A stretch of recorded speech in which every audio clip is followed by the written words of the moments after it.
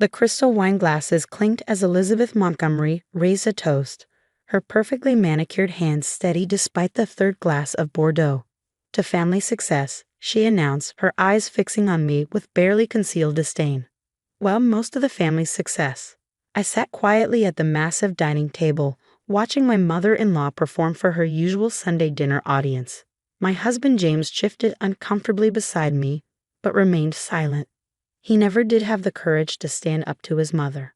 Such a shame about your little boutique, Christine. Elizabeth continued, false sympathy dripping from every word.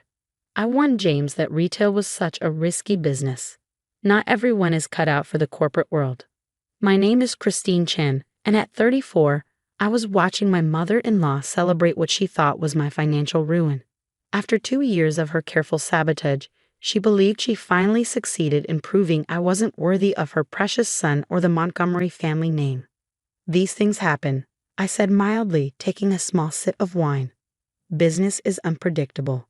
Elizabeth's smile widened. She loved it when I played the defeated daughter-in-law. Of course, dear, not everyone can build something lasting like Montgomery Cosmetics. 30 years of success doesn't come easily. I thought about the document sitting in my home office, signed and ready for tomorrow morning's board meeting.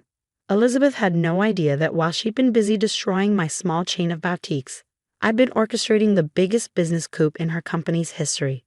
Mom, James attempted weakly, maybe we should talk about something else. Why? Elizabeth cut him off. We need to discuss your future, James. Now that Christine's financial situation has changed, perhaps it's time to consider other options. I knew exactly what she meant by other options. Victoria Pierce, the daughter of Elizabeth's best friend, had recently returned to town after her divorce. Elizabeth had been not so subtly pushing her towards James for months. My phone buzzed quietly. A message from Marcus, my lawyer. Everything's set for tomorrow. Board votes confirmed. She won't know what hit her. I excused myself to the bathroom, needing a moment to compose myself. In the massive marble bathroom of the Montgomery mansion, I stared at my reflection and thought about how it had all started. 3 years ago, I'd been the rising star of the retail world. My boutique chain, Style Haven, was expanding rapidly, featured in major fashion magazines, and attracting attention from luxury brands. Then I made what Elizabeth considered my fatal mistake. I married her son. James and I had met at a charity gala. He was sweet, kind, and completely dominated by his mother.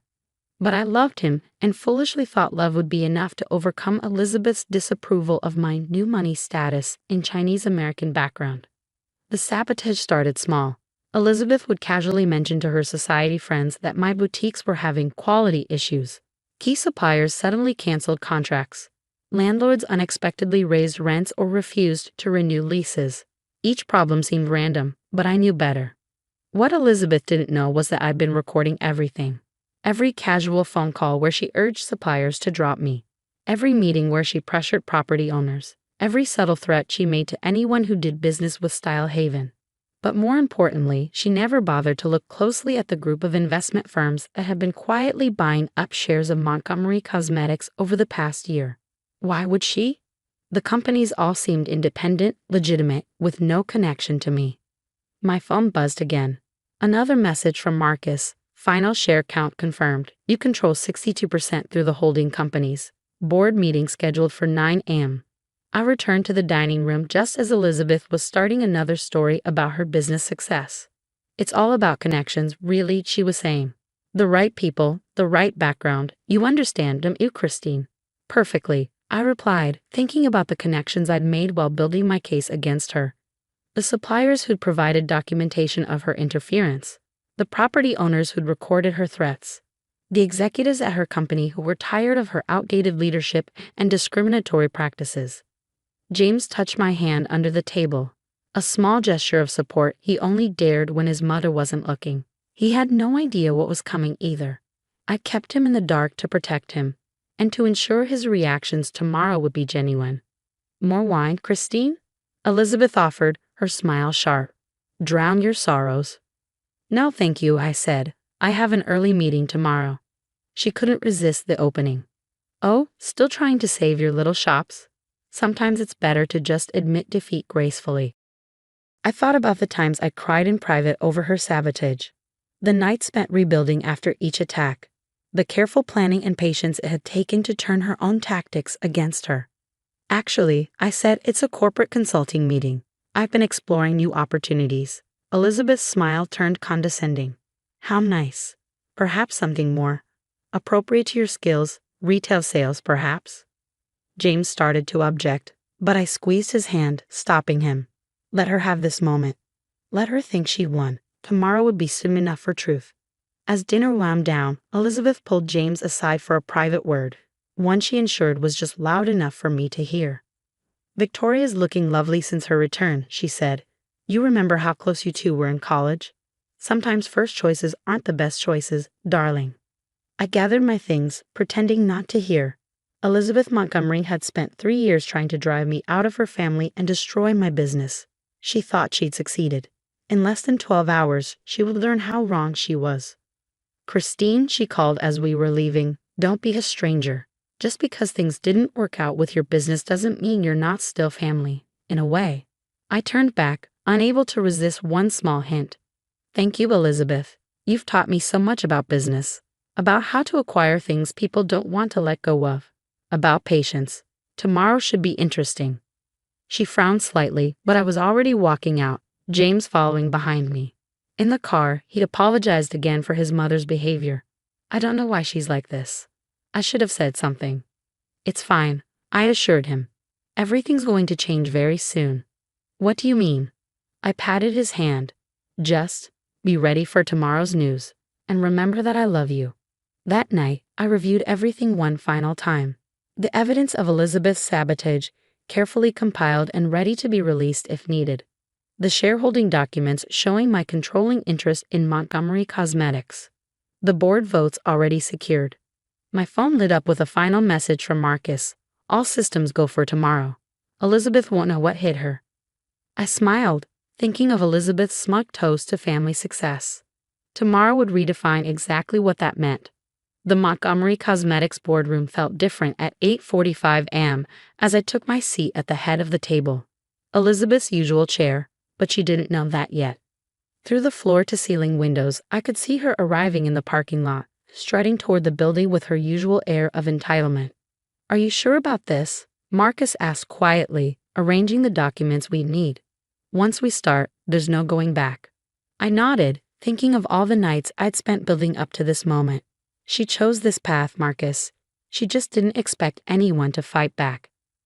Elizabeth swept into the room at exactly 9 a.m., faltering slightly when she saw me. Christine, what are you doing here? Her eyes narrowed as she noticed me in her seat. That's my place. Not anymore, I said calmly as the other board members filed in. Please take any other seat. We have a lot to discuss. This is ridiculous, she snapped, remaining standing. I'm the CEO of this company. I don't know what game you're playing. Actually, Marcus interrupted smoothly. As of this morning, Ms. Chen is the majority shareholder of Montgomery Cosmetics, controlling 62% of voting shares through various investment vehicles. This emergency board meeting has been called to address the leadership transition. The color drained from Elizabeth's face. That's impossible. I would know if someone was buying up shares. Would you? I asked, opening the folder in front of me.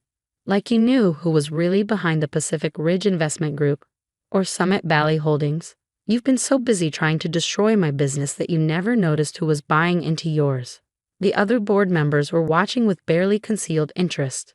Many of them had their own stories of Elizabeth's tyrannical leadership and discriminatory practices. This is absurd, Elizabeth sputtered. James will never allow. The boardroom door opened and James walked in. I called him early this morning, finally explaining everything. He looked pale but determined. Hello, Mother, he said quietly, taking a seat beside me. Elizabeth's face twisted with rage and betrayal. You knew about this. I just found out, James replied. And after hearing everything, all the ways you tried to destroy Christine's business, all the manipulation, I fully support her taking control. The votes are already secured, Marcus added, distributing documents to everyone. The board has agreed that a change in leadership is necessary for the company's continued growth and ethical operation. I watched Elizabeth's carefully maintained facade crack as she realized the depth of what was happening. "You can't do this to me," she whispered. "This company is my life. Like my business was mine." I asked quietly, "Before you systematically destroyed it?" "I have evidence of everything, Elizabeth. Every threat, every manipulated contract, every sabotaged deal." I projected the evidence onto the boardroom screen. Emails, recorded conversations, sworn statements from suppliers and property owners. 3 years of careful documentation of her campaign against me. "You could have just accepted me," I said as she sank into a chair, watching her carefully constructed world crumble. "Could have given me a chance to prove myself. Instead, you decided I wasn't good enough for your son or your social circle. So you tried to break me." The board members were reviewing the evidence with growing concern. Elizabeth's actions hadn't just been personal. They'd been unethical and potentially illegal. "What do you want?" Elizabeth finally asked, her voice hollow. "I want what I've earned," I replied. "Control of this company, a chance to modernize it, expand it, make it better than it ever was under your leadership. And I want you to understand exactly how it feels to have everything taken away by someone you underestimated." Marcus began distributing the severance agreements we prepared. "You can exit gracefully," I told Elizabeth. "Keep your social standing, your country club memberships, your place in society. Or you can fight, and I'll release everything I have to the press. Your choice."